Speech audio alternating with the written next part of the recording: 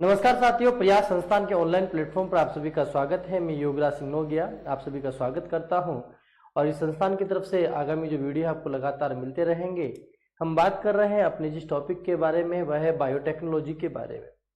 जहां तक हम जान पा रहे थे, बायोटेक्नोलॉजी के अंतर्गत हमने जो बायोटेक्नोलॉजी की परिभाषा के बारे में बात की, बायोटेक्नोलॉजी के साधनों के बारे में बात की और अब हम बात कर रहे हैं बायोटेक्नोलॉजी के अंतर्गत पुनःयोजित डीएनए का निर्माण किस प्रकार से होता है। तो हम बात करते हैं कि जो पुनःयोजित निर्माण के चयन है, पुनःयोजित डीएनए निर्माण के चरण। तो पुनःयोजित डीएनए के निर्माण के चरणों में सबसे पहले हम बात करते हैं, जिसमें हम बात करते हैं प्रथम चरण के अंतर्गत सबसे पहले वांछित और वाहक डीएनए को प्राप्त करने की क्रिया के बारे में। अगर हम कहें वांछित एवं वाहक डीएनए, वांछित एवं वाहक डीएनए को चयनित करना। वांछित व वाहक डीएनए को चयनित करने के पश्चात हम बात करते हैं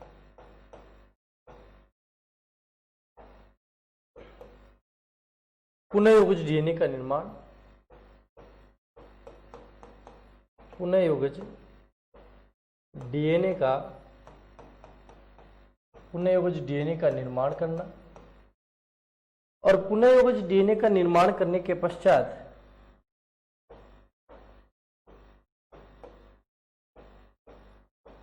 पुनःयोजित डीएनए को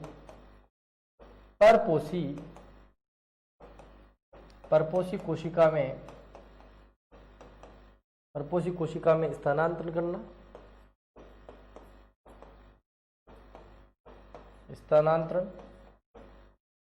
और परपोषी कोशिका में स्थानांतरित करने के पश्चात वांछित डीएनए की अभिव्यक्ति।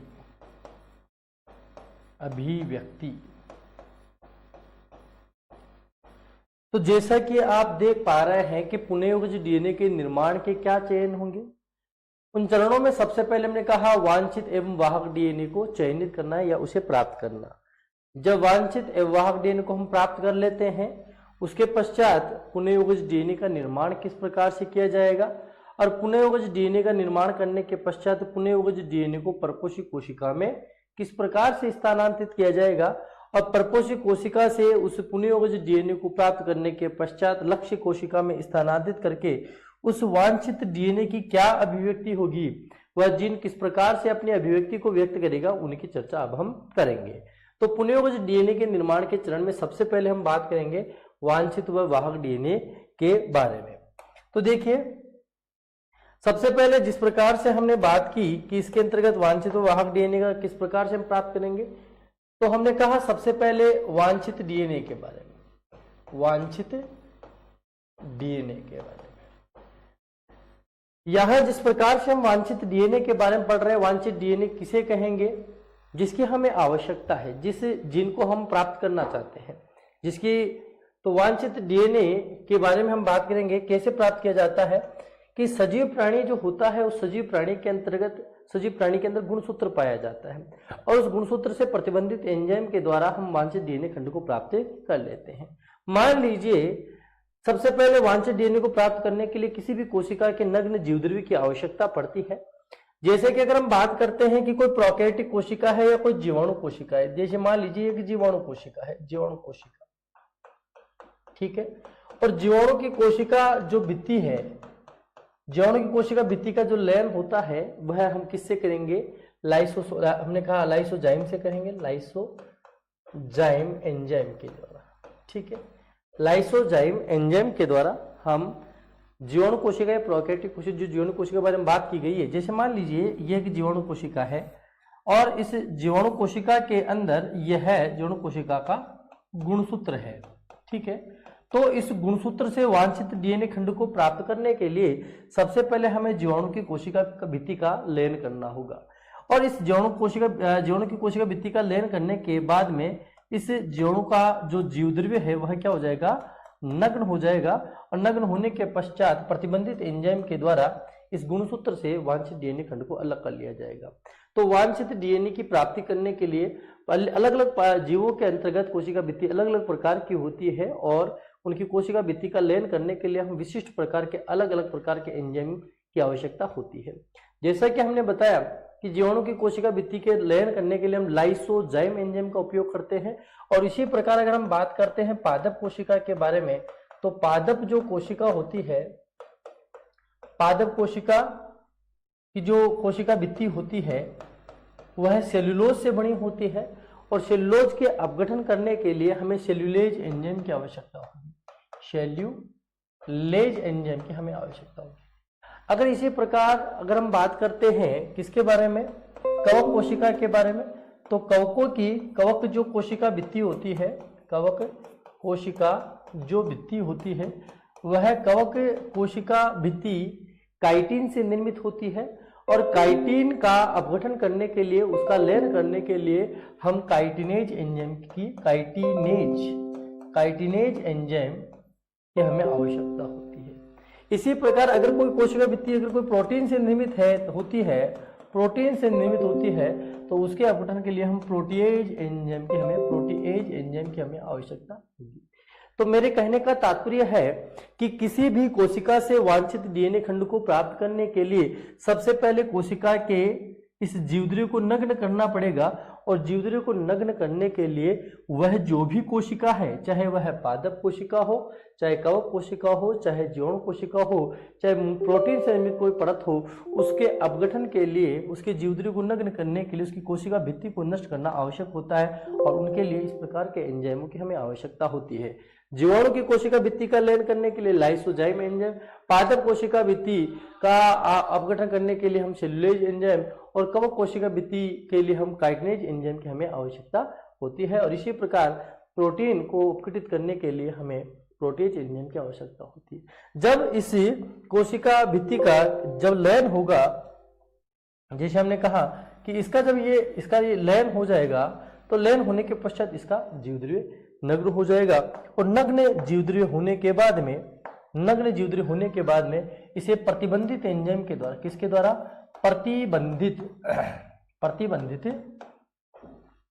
प्रतिबंधित एंजाइम, रेस्टिकेशन एंजाइम के द्वारा इस वांछित डीएनए खंड को क्या कर लिया जाता है, अलग कर लिया जाता है, और अलग करने के पश्चात हमें वांछित डीएनए खंड की प्राप्ति हो जाती है।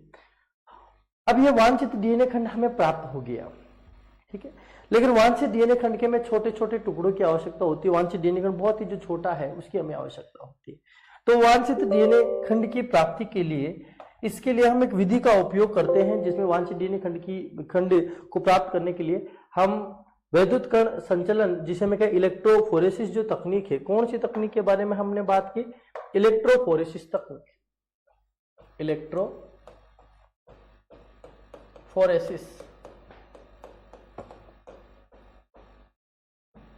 इलेक्ट्रोफोरेसिस तकनीक, जैल वैद्युत कण संचलन तकनीक, इलेक्ट्रोफोरेसिस जैल वैद्युत कण संचलन तकनीक की हमें आवश्यकता होती है। यहां पे हमने बात की इलेक्ट्रोफोरेसिस, इलेक्ट्रोफोरेसिस का मतलब है जो डीएनए खंड है वह इलेक्ट्रिक चार्ज की उपस्थिति में क्या करता है, मूवमेंट करता है, तो इस तकनीक को हम इलेक्ट्रोफोरेसिस तकनीक कहते हैं। अब इस इलेक्ट्रोफोरेसिस तकनीक में होता क्या है, हम उसकी चर्चा करते हैं। जैसा कि आप और हम सभी जानते हैं इस तकनीक में कि कौन सी तकनीक होगी, इलेक्ट्रोफोरेसिस तकनीक। चलिए देखते हैं इलेक्ट्रोफोरेसिस तकनीक क्या होता है। तो इलेक्ट्रोफोरेसिस तकनीक के अंतर्गत हम इसके बारे में हम चर्चा करेंगे।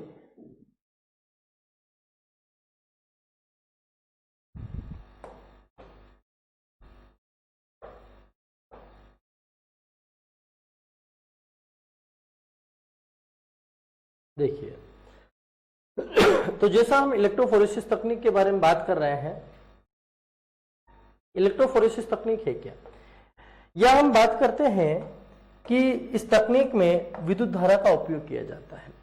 तो आपको जिस प्रकार से ये जो संरचना दिखाई दे रही है, पावर सप्लाई आपको दिखाई दे रही है, ये इलेक्ट्रोड जो एनोड आपको दिखाई दे रहा है, ये इलेक्ट्रोड जो कैथोड है वो दिखाई दे रहा है, सिंपल वेल्स जो आपको ये दिखाई दे रहे हैं, सिंपल वेल्स का तात्पर्य है जो इसमें कूप होते हैं वो कूप भी आपको दिखाई दे रहे होंगे। देखिए, तो हमने इनके बारे में बात की, ये आपको सिंपल वेल्स ये दिखाई दे रहे हैं। यहाँ पर आपको बफर सॉल्यूशन दिखाई दे रहा है, डायरेक्शन ऑफ मूवमेंट और इलेक्ट्रोफोरेसिस टैंक के बारे में। यह एक यंत्र है, या मैं कहूँ ये एक इलेक्ट्रोफोरेसिस जैल विद्युत कण संचलन एक संरचना है। और इसमें क्या किया जाता है, इसमें अगर हम चर्चा करते हैं इलेक्ट्रोफोरेसिस जो तकनीक है, देखिए इस क्रिया में सबसे पहले जानना ये जरूरी है, सबसे पहले जो भी वांछित डीएनए खंड होता है उस वांछित डीएनए खंड को प्राप्त किया जाता है। वांछित जो डीएनए खंड है, वांछित डीएनए खंड है उसे एंडोन्यूक्लियेज रेस्टिकेशन एंजाइम या मैं कहूं प्रतिबंधित एंजाइम की द्वारा छोटे छोटे खंडों में काट लिया जाता है। तो वांछित डीएनए खंड को क्या करते हैं, प्रतिबंधित एंजाइम की उपस्थिति में, प्रतिबंधित एंजाइम की उपस्थिति में छोटे छोटे खंडों में काट लिया जाता है। वांछित डीएनए खंड को प्रतिबंधित एंजाइम की उपस्थिति में छोटे छोटे खंडों में काट लिया जाता है। इस तकनीक के अंतर्गत एक विशेष प्रकार के जेल का उपयोग किया जाता है जिसे कहते हैं एगारोज जेल। किसका उपयोग करते हैं हम, एगारोज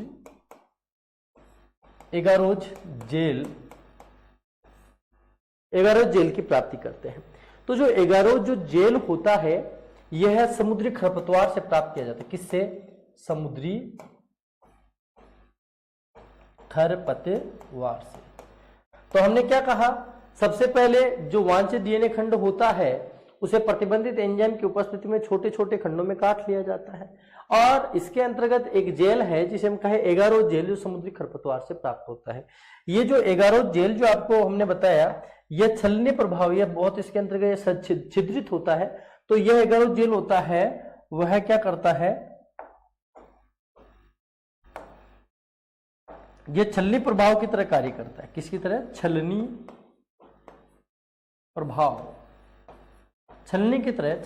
की तरह कार्य करता है। ठीक है, अब क्या किया जाता है, एक बात और आपको पता होना चाहिए, बहुत ही इंपॉर्टेंट क्वेश्चन है यह भी, कि जो हमने कहा डीएनए होता है कि ऋणावेशित कण होता है। डीएनए क्या है, डीएनए ऋणावेशित अणु होता है। क्या होता है, ऋणावेशित अणु होता है, ऋणावेशित अणु होता है। डीएनए क्या है, डीएनए एक ऋणावेशित अणु है। डीएनए क्या है, एक ऋणावेशित अणु है। डीएनए क्या है, एक ऋणावेशित अणु है। तो इस क्रिया में क्या किया जाता है, सबसे पहले हमने क्या किया, वांछित जो भी जीवद्रव्य है, जीवद्रव्य से वांछित डीएनए खंड को लिया और उसे रेस्टिकेशन एंजाइम की उपस्थिति में छोटे छोटे खंडों में काट लिया। और इस क्रिया के पश्चात जो आपको ये जो संरचना दिखाई दे रही है, इसमें इलेक्ट्रो टैंक दिखाई दे रहा है, इसके अंतर्गत एगारोज जेल को डाल लिया जाता है। इस एगारोज जेल में डालने के पश्चात जो आपको सैंपल वेल्स, ये कूप दिखाई दे रहे हैं, उन कूपों के अंदर जो डीएनए के खंड होते हैं उन्हें उसमें भर दिया जाता है और फिर विद्युत धारा को प्रवाहित किया जाता है। विद्युत धारा को प्रवाहित करने के पश्चात जब इसमें पावर सप्लाई की जाती है तो डीएनए एक ऋणावेशित अणु होता है। डीएनए कौन सा अणु है, एक ऋणावेशित अणु है। और ऋणावेशित अणु होने के कारण जो डीएनए खंड जितना छोटा होता है वह तीव्र गति से गति करता हुआ कहां पर, यहां पर एनोड, कहां पर, एनोड पे आके यहां प्राप्त कर लिया जाता है। उस वांछित डीएनए खंड को क्या कर लिया जाता है, प्राप्त कर लिया जाता है। और प्राप्त करने के पश्चात यह जो वांछित डीएनए खंड को जब यहां पे प्राप्त कर लिया जाता है, किसको, वांछित डीएनए को प्राप्त कर लिया जाता है। और प्राप्त करने के पश्चात इसे किसके द्वारा, इथिडियम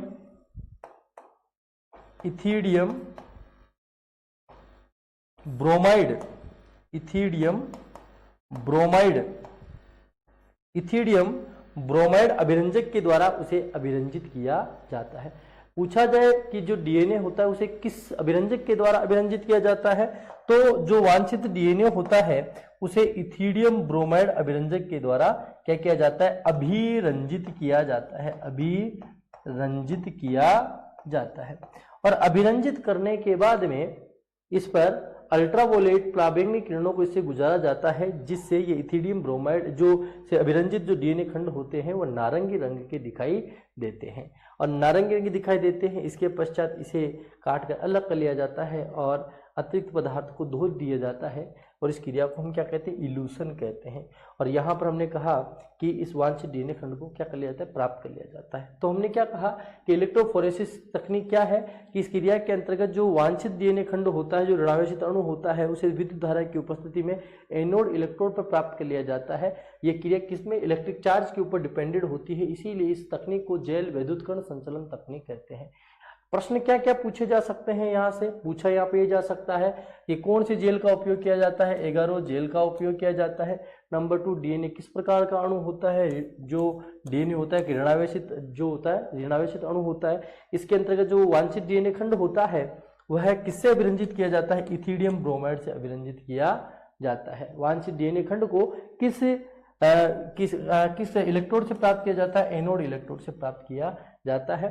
तो यह वांछित डीएनए खंड की प्राप्ति की एक प्रक्रिया है। चलिए, अब हमने कहा हमने वांछित डीएनए खंड को प्राप्त कर लिया। वांछित डीएनए खंड को प्राप्त करने के पश्चात हमने कहा हमें किसकी आवश्यकता है, वांछित डीएनए के बाद में हमने किसकी आवश्यकता है, वाहक डीएनए की। किसकी आवश्यकता है, वाहक डीएनए की, या हमें क्लोनिंग वाहक की आवश्यकता होती है। और क्लोनिंग वाहक के अंतर्गत हमने अभी तक जानकारी प्राप्त कर ली है कि क्लोनिंग वाहक में हम किसका उपयोग करते हैं, इस क्रिया के अंदर हम किसका उपयोग करते हैं, हम प्लाज्मिड का उपयोग करते हैं। प्लाज्मिड के अतिरिक्त हम किसका उपयोग करते हैं, जीवाणु भोजी का उपयोग करते हैं। जीवाणु भोजी के अलावा हम किसका, कॉस्मिड का उपयोग करते हैं, कॉस्मिड का उपयोग करते हैं। और कॉस्मिड के अतिरिक्त हम किसके करते हैं, BAC बैक्टीरियल आर्टिफिशियल क्रोमोसोम और YAC यीस्ट आर्टिफिशियल क्रोमोसोम का हम उपयोग करते हैं, ट्रांसपोजोन्स का हम उपयोग करते हैं। इन क्लोनिंग वाहकों का क्या किया जाता है, उपयोग किया जाता है। तो वांछित डीएनए और वाहक डीएनए हमें प्राप्त हो गए। यह प्राप्त होने के पश्चात जो प्लाज्मिड है या जीवाणुभोजी है या कॉस्मिड है या बैक्टीरियल आर्टिफिशियल क्रोमोसोम है या यीस्ट आर्टिफिशियल क्रोमोसोम है, इनमें से जैसे ज्यादा हम किसी का भी उपयोग कर सकते हैं वाहक के रूप में। और इनके साथ में किसको जोड़ दिया जाता है, वांछित डीएनए खंड को जोड़ दिया जाता है, वांछित डीएनए खंड को जोड़ दिया जाता है। तो इसमें हम जो दूसरी तकनीक हम बता रहे हैं, तो इसमें जैसे वांछित डीएनए और वाहक डीएनए को किसमें, डीएनए लाइगेज एंजाइम की उपस्थिति में इसको क्या कर दिया जाता है, जोड़ दिया जाता है। और क्या बना लिया जाता है, पुनः योगज डीएनए। किसका, पुनः योगज डीएनए का निर्माण कर लिया जाता है। तो वांछित डीएनए और वाहक डीएनए को डीएनए लाइगेज एंजाइम के द्वारा जोड़कर क्या बनाया जाता है, एक नया डीएनए बनाया जाता है। उस नए डीएनए को क्या कहा जाता है, पुनः योगज डीएनए कहा जाता है। अब इस पुनः योगज डीएनए को क्या किया जाता है, पुनः योगज डीएनए को परपोषित कोशिका में स्थानांतरित किया जाता है। तो पुनः योगज डीएनए को परपोषित कोशिका में स्थानांतरित करने के लिए क्या कहेंगे, तो पुनः योगज, जैसे हमने कहा नंबर 2 पुनः योगज डीएनए का निर्माण करना, और तीसरा हमने कहा पुनः योगज डीएनए को परपोषी कोशिका में स्थानांतरित करना,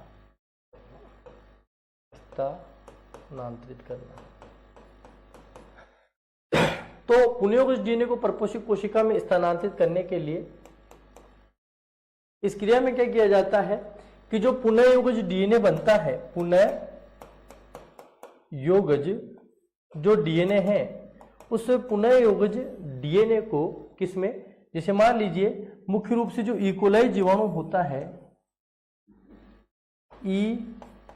कोलाई, इस कोलाई जीवाणु के अंतर्गत पुनः योगज डीएनए को स्थानांतरित कर दिया जाता है। ये है इस ई कोलाई जीवाणु का गुणसूत्रीय पदार्थ है, गुणसूत्रीय पदार्थ, और ये है क्या डाल दिया हमने, पुनःयोगज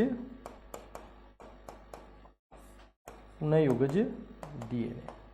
ठीक है, तो इस ई कोलाई जीवाणु में जब पुनःयोगज डीएनए को स्थानांतरित किया जाता है तो पुनःयोगज डीएनए की इसमें क्या होती है, कई प्रतिलिपियों का निर्माण हो जाता है। ये बहुत सारी प्रतिलिपियों का निर्माण इस परपोषी कोशिका में हो जाता है, और इस पुनःयोगज डीएनए को क्या, इसकी बहुत सारी प्रतिलिपियां जब बन जाती हैं तो इन प्रतिलिपियों को क्या कर लिया जाता है, प्राप्त कर लिया जाता है, और फिर इसे वांछित जीन को अन्य कोशिकाओं में स्थानांतरित किया जाता है। अब वो किस प्रकार से, किस विधियों का हम उपयोग करते हैं वांछित जीन के स्थानांतरण के लिए, इस ई कोलाई जीवाणु में जो वांछित जीन है, जो पुनःयोगज वांछित जीन उसकी कई प्रकार की प्रतिलिपियों का निर्माण कर लिया गया। अब इस वांछित जीन के स्थानांतरण के लिए हम किन किन तकनीकों का उपयोग करते हैं, हम उसकी चर्चा करते हैं। देखिए, पुनःयोगज जीन के स्थानांतरण के लिए, अगर मैं कहूं पुनःयोगज जीन के स्थानांतरण के लिए, पुनःयोगज डीएनए स्थानांतरण तकनीक, तो पुनःयोगज डीएनए के स्थानांतरण के लिए किन तकनीकों का उपयोग करते हैं, इसमें दो प्रकार की विधियों का उपयोग करते हैं। एक तो होती है प्रत्यक्ष विधि और एक होती है अप्रत्यक्ष विधि। तो हम बात करते हैं, इनमें दो विधियां पाई जाती है। इसमें पहला तो हमने कहा प्रत्यक्ष विधि। प्रत्यक्ष विधि किसे कहेंगे, जीन स्थानांतरण की वह विधि जिसमें किसी भी प्रकार के वाहक का उपयोग नहीं करते उसे हम प्रत्यक्ष विधि कहते हैं, या सीधा जीन स्थानांतरण विधि कहते हैं। सीधा जीन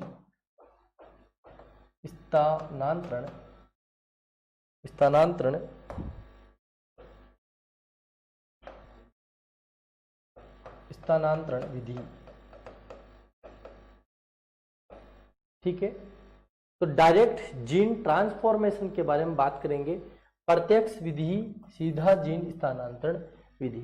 इस विधि में हमने कहा, पहला तो हमने क्या कहा, प्रत्यक्ष विधि, और दूसरी हम बात करेंगे अप्रत्यक्ष विधि के बारे में। सबसे पहले हम जान लेते हैं प्रत्यक्ष विधि के बारे में। तो इस जीन स्थानांतरण की विधि में वाहक का उपयोग नहीं करते, हम क्या कहेंगे, जीन स्थानांतरण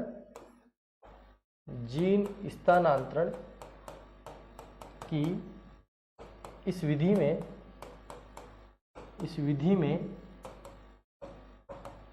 वाहक का उपयोग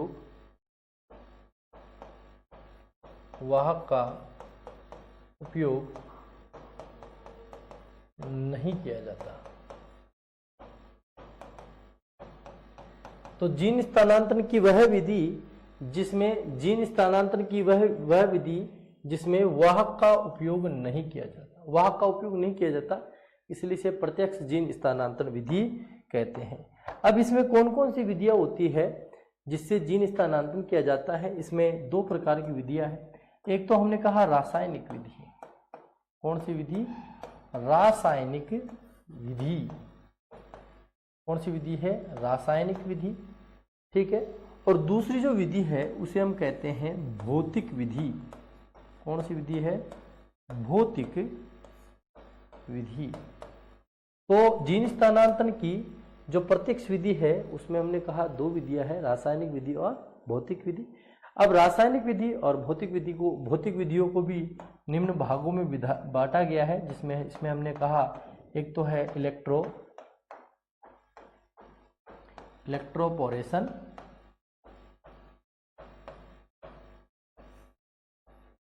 दूसरा है जीनगन विधि, तीसरा है लाइपोफेक्शन, और चौथी विधि है जिसे हम कहते हैं सूक्ष्म अंतःक्षेपण।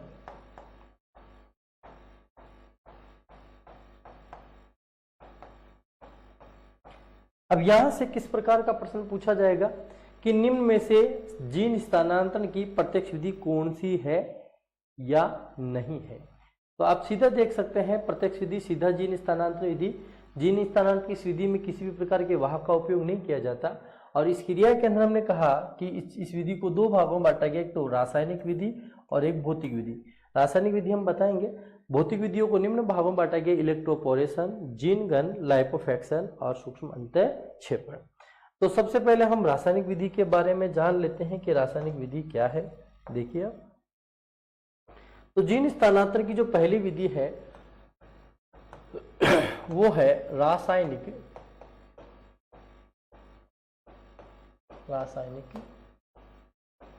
विधि। देखिए यहां से कैसा प्रश्न पुटअप किया जाता है। जीन स्थानांतरण की इस विधि के अंतर्गत हम मुख्य रूप से विभिन्न प्रकार के जो रसायन है उनका उपयोग करते हैं। इस रसायन के अंदर हम उपयोग करते हैं, किस रसायन का उपयोग करते हैं? पॉलीइथाइलिन। किस का उपयोग करेंगे? देखिए, एक तो उपयोग करते हैं पॉलीइथाइलिन,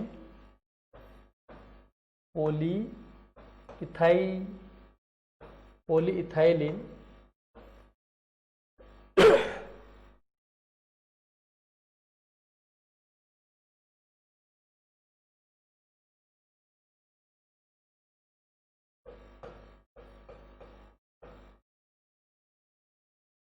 ग्लाइकॉल, दूसरा है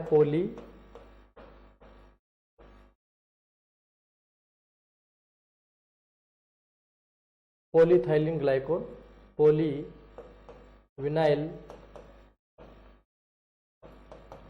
एल्कोहल और कैल्शियम फास्फेट।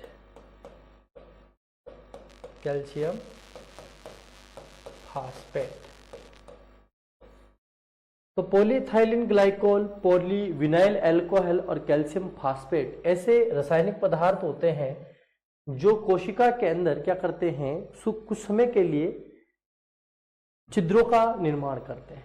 तो क्या किया जाता है? जैसे मान लीजिए हमने यह एक पात्र लिया, ये लीजिए हमने एक पात्र लिया, ठीक है जी। और इस क्रिया में क्या किया जाता है? सबसे पहले जो लक्ष्य कोशिका है, ये क्या है कि लक्ष्य कोशिका जिसमें हमें क्या करना है? ये लक्ष्य कोशिका है, ये लीजिए, ये एक लक्ष्य कोशिका है। और इस लक्ष्य कोशिका में हमें एक विजातीय डीएनए को स्थानांतरित करना है। क्या करना है? ये हमारा एक विजातीय डीएनए है,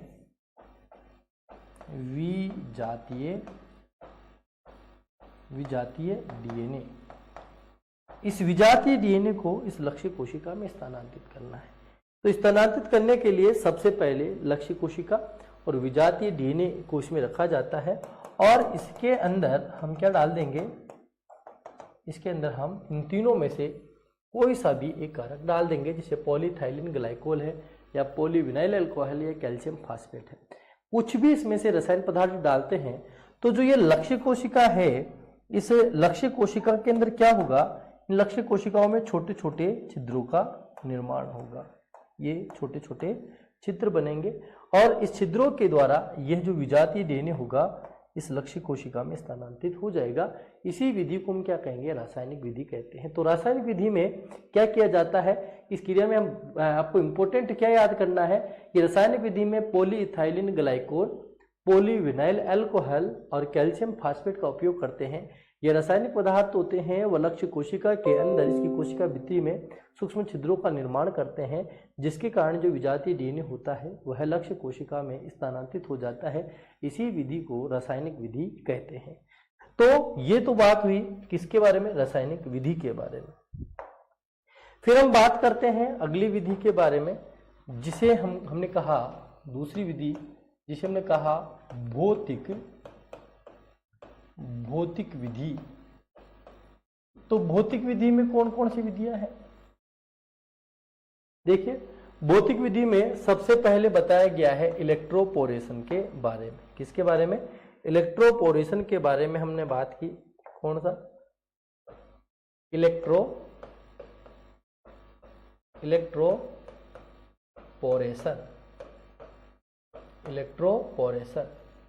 इलेक्ट्रोपोरेशन को हम क्या कहेंगे? वैद्युत छिद्रण विधि। वैद्युत छिद्रण विधि।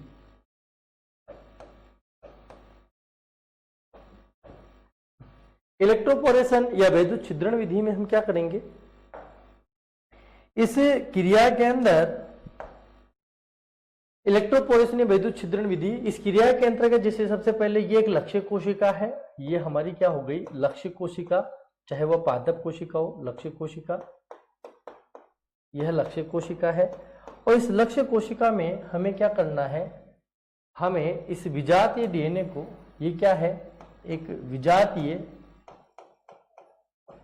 फॉरेन डीएनए है, विजातीय डीएनए है, और इस डीएनए को हमें इस लक्ष्य कोशिका में स्थानांतरित करना है। तो इस क्रिया के लिए है हम इलेक्ट्रोपोरेशन विधि का उपयोग करते हैं।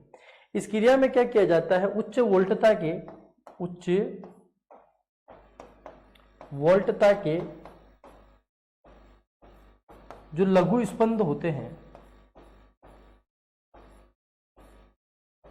उच्च वोल्टता के लघु स्पंद होते हैं, वह इस लक्ष्य कोशिका में स्थानांतरित किए जाते हैं, जिसके कारण इस लक्ष्य कोशिका में क्या होगा, कुछ समय के लिए सूक्ष्म छिद्र बनेंगे और इसी सूक्ष्म छिद्रों से इस विजातीय डीएनए को इसमें स्थानांतरित कर दिया जाता है।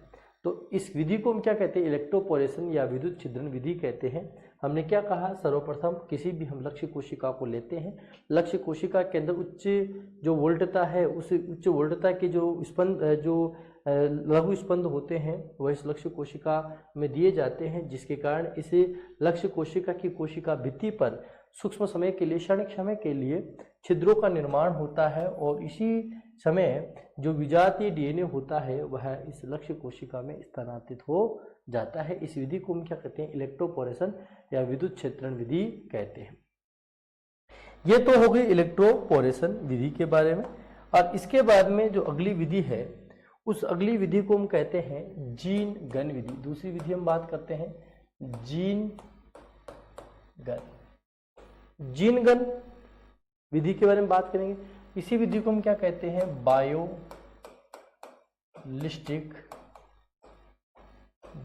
विधि भी कहते हैं, बायोलिस्टिक विधि। तो बायोलिस्टिक विधि में क्या है, जैसे आप देख पा रहे हैं यहां बायोलिस्टिक विधि के बारे में हम चर्चा करते हैं।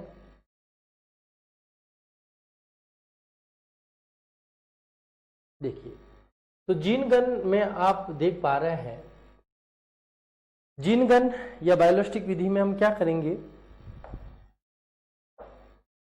देखिए, तो इस जीन गन या बायोलिस्टिक इस विधि को हम क्या कहते हैं, इसे कणिका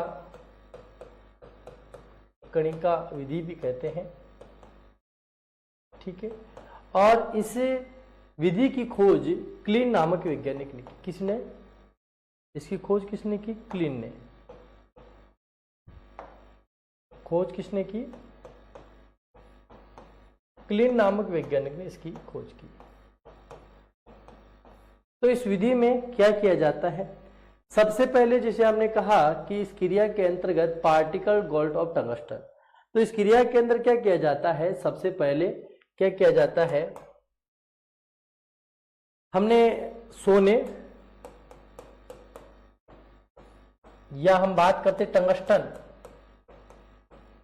टंगस्टन के कण लिए जाते हैं, के कण लेते हैं, ठीक है।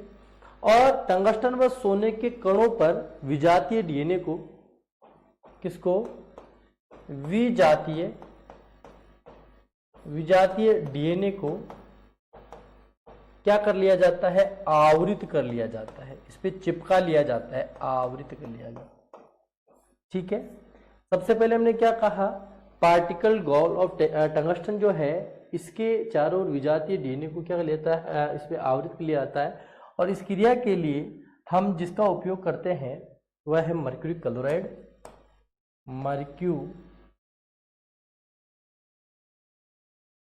इसका उपयोग करेंगे हम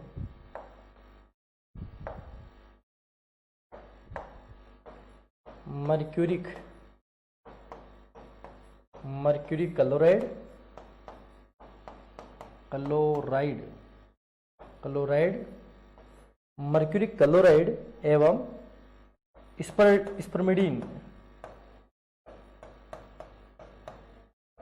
तो मर्क्यूरी क्लोराइड और स्पर्मिडीन की उपस्थिति के अंदर सोने व टंगस्टन के कणों पर विजातीय डीएनए को लपेटकर इसे क्या किया जाता है, सुखाया जाता है। क्या किया जाता है, इसको सुखाया जाता है। तो सबसे पहले हमने क्या लिया, सोने व टंगस्टन के कणों पर विजातीय डीएनए को लपेटा, किसकी उपस्थिति में, मर्क्यूरी क्लोराइड और स्पर्मेडिन की उपस्थिति में, और फिर से क्या कर लिया गया, सुखा लिया गया। और सुखाने के बाद में उसको जो सोने के जो विजातीय डीएनए युक्त जो टंगस्टन या सोने कण है, इनको कहा जाता है माइक्रो पार्टिकल्स इन्हें कहा जाता है। इस माइक्रो पार्टिकल्स को माइक्रो प्रोजेक्टाइल के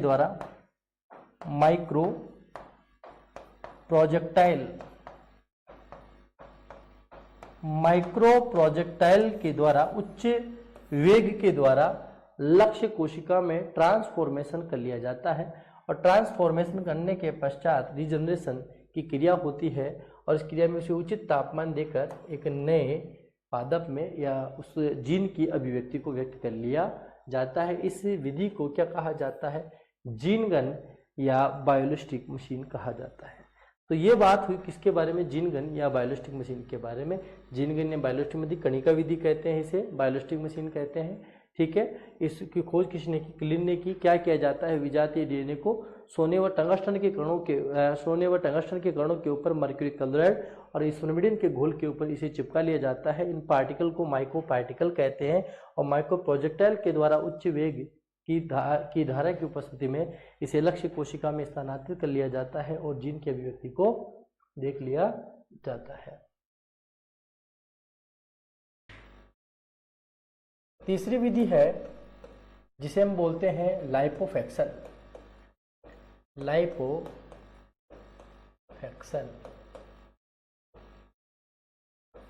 या हम कह सकते हैं लिपोसोम के द्वारा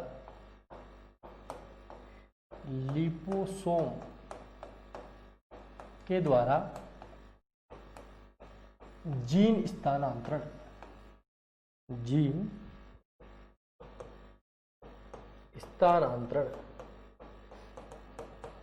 तो लाइपोफैक्शन तकनीक में क्या होता है, जैसे हम बात करते हैं कोई भी कोशिका है, उस कोशिका की जो जीवद्रव्य कला होती है, जीवद्रव्य कला जिसे हम कोशिका कला कहते हैं, ये जीवद्रव्य कला लिपिड व प्रोटीन से बनी होती है।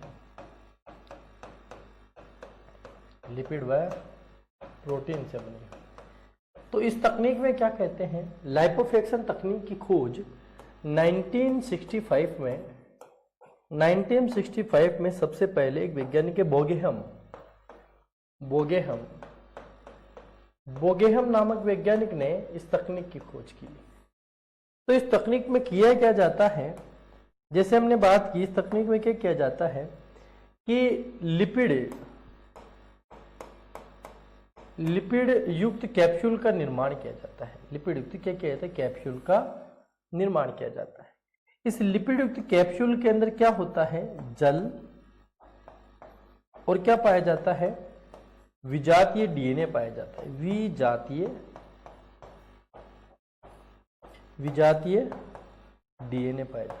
तो लिपिड युक्त जो कैप्सूल होते हैं, ये लिपिड युक्त जो कैप्सूल होते हैं, ठीक है, जो विजातीय डीएनए युक्त होते हैं, यह लक्ष्य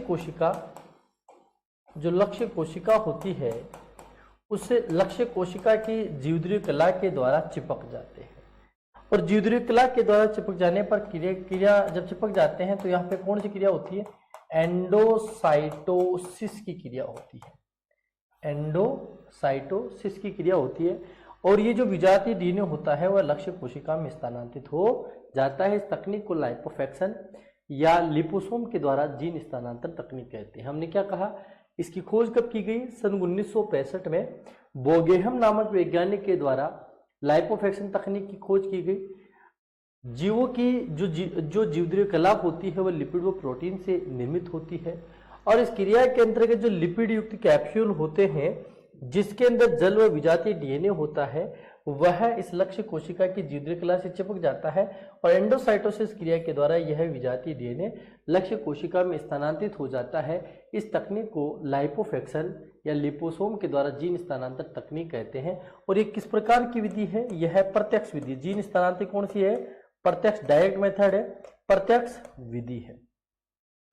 ठीक है, इसी प्रकार जीन स्थानांतरण की एक और विधि है जिस विधि को कहा जाता है सूक्ष्म अंतक्षेपण विधि। चौथी विधि कौन सी है? सूक्ष्म अंतक्षेपण, सूक्ष्म अंतक्षेपण विधि। माइक्रो इंजेक्शन, माइक्रो इंजेक्शन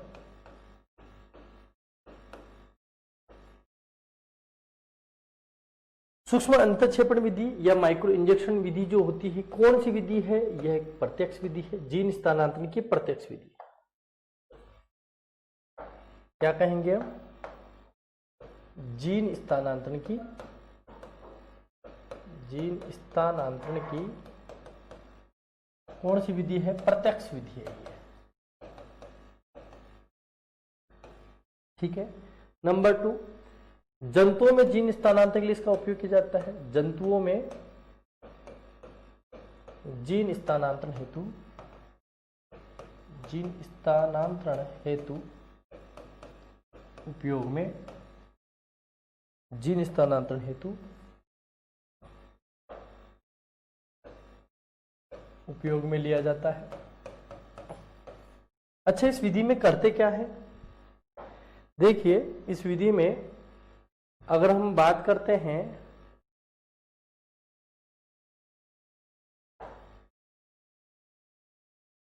इस विधि में क्या किया जाता है?